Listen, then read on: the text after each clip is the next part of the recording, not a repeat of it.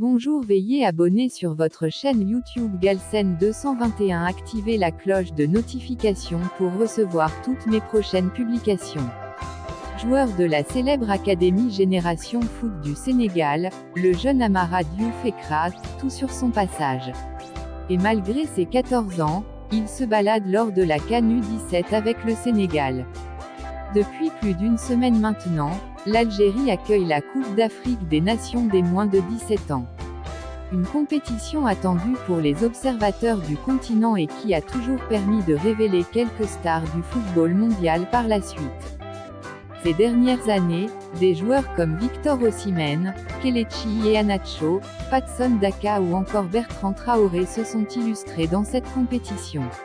Alors forcément, cette édition 2023 est très scrutée et un joueur sort d'ailleurs déjà clairement du lot, Amara Diouf. Déjà annoncé comme le joueur à suivre avant la compétition, le tout jeune attaquant du Sénégal, 14 ans, survole les rencontres avec une facilité déconcertante aussi bien physiquement que techniquement. Grand artisan des 3 victoires en autant de matchs de son équipe dans ce début de compétition, Amara Diouf a déjà inscrit 3 buts et délivré un passe décisive. Il est, sans surprise, le meilleur buteur de la compétition pour le moment et probablement le meilleur joueur.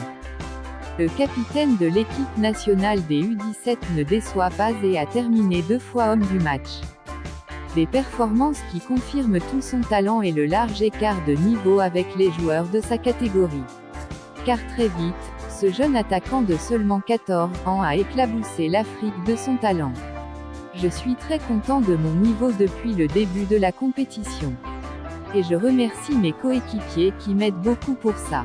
On veut tous atteindre le même objectif et je me donne pour ça, confiait le principal intéressé après son doublé contre l'Algérie en poule, 3-0.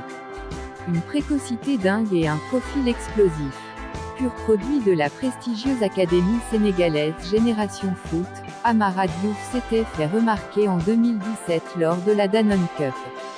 Alors âgé de 9 ans, il avait inscrit 9 buts dans la compétition et avait donc tapé dans l'œil de GF qui avait alors décidé de lui faire intégrer l'académie.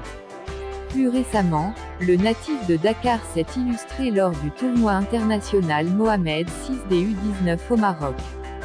Surclassé de 2 catégories, il a brillé pendant le tournoi.